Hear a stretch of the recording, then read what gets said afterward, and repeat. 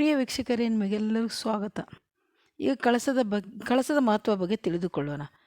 ಕಳಸ ಸ್ಥಾಪನೆ ಮಹತ್ವ ಮತ್ತು ನಿಯಮಗಳು. ಕಳಸದ ಪೂಜೆ ಮಾಡುವುದು ಭಾರತೀಯ ಸಂಸ್ಕೃತಿಯ ಪ್ರಮುಖ ಭಾಗವಾಗಿದೆ. ಕಳಸವನ್ನು ತಾಯಿ ಮಹಾಲಕ್ಷ್ಮೀ ದೇವಿಯ ಸ್ವರೂಪವೆಂದು ಪರಿಗಣಿಸಲಾಗುತ್ತದೆ. ಆದ್ದರಿಂದ ಕಳಸ ಸ್ಥಾಪನೆ ಮತ್ತು ಪೂಜೆಯಲ್ಲಿ ವಿಶೇಷ ಜಾಗ್ರತೆ ಅಗತ್ಯವಾಗಿದೆ. ಕಳಸದ ಆಯ್ಕೆಯಲ್ಲಿ ಆರ್ಟಿಫಿಷಿಯಲ್ ಚೆಂಬು ಅಥವಾ ಸ್ಟೀಲ್ ಕೋಟಿಂಗ್ ಆಧಾರಿತ ಕಳಸವನ್ನು ಬಳಸಬೇಡಿ. ತಾಮ್ರ, ಬೆಳ್ಳಿ ಅಥವಾ ಹಿತ್ತಾಳೆ ಚೆಂಬುಗಳು ಅತ್ಯುತ್ತಮ.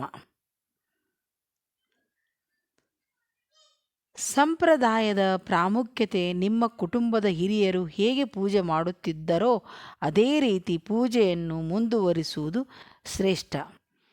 ಕಳಸದ ವಿವಿಧ ಸ್ವರೂಪಗಳು. ಮನೆ ದೇವರ ಕಳಸ, ಲಕ್ಷ್ಮೀ ಕಳಸ, ಕಾಯಿ ಕಳಸ, ಎಲೆ ಕಳಸ.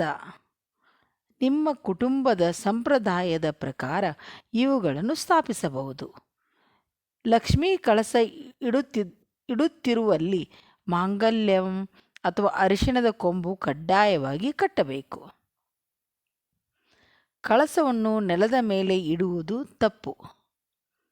ಒಂದು ತಟ್ಟೆಯಲ್ಲಿ 3 ಅಥವಾ 5 ಹಿಡಿ ಅಕ್ಕಿ ಹಾಕಿ ಅದಕ್ಕೆ ಅರಿಶಿನ ಕುಂಕುಮ ಹಚ್ಚಿ ಅಷ್ಟದಳದ ಕಮಲದ ಚಿತ್ರ ಬಿಡಿಸಿ ಕಳಸವನ್ನು ಸ್ಥಾಪಿಸಬೇಕು.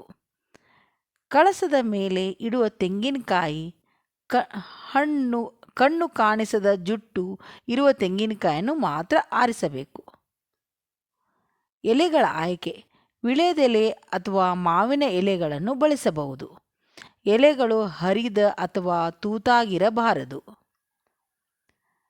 ಕಳಸಕ್ಕೆ ನೀರು ಹಾಕುವಾಗ ಚೊಂಬಿನಿಂದ ಚೆಲ್ಲಬೇಡಿ. ನೀರು ತೆಂಗಿನಕಾಯಿಗೆ ತಾಕುವಂತೆ ಇರಲಿ. ಕಳಸ ಪೂಜೆ ಪ್ರಾಣ ಪ್ರತಿಷ್ಠಾಪನೆ.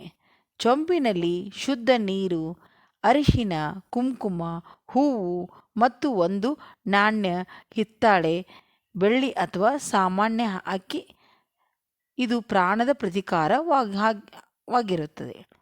ವಿಶೇಷ ದಿನಗಳಲ್ಲಿ, ಹಬ್ಬ ಹರಿದಿನಗಳಲ್ಲಿ ಕವಡೆ, ಗೋಮೂತ್ರ, ಚಕ್ರ, ಕಮಲದ ಬೀಜವನ್ನು ಸೇರಿಸಬಹುದು. ಕಳಸದ ಸ್ಥಾಪನೆ ಮತ್ತು ನಿರ್ವಹಣೆ.